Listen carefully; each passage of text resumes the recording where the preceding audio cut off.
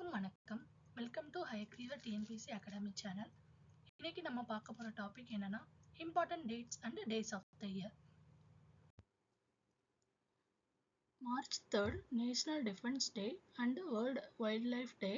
March 4 National Security Day. March 8 International Women's Day. March 11 Andaman Nicobar Day. March 12 Mauritius Day. March 13 World Kidney Day. March 15 World Consumer Rights Day and World Disabled Day.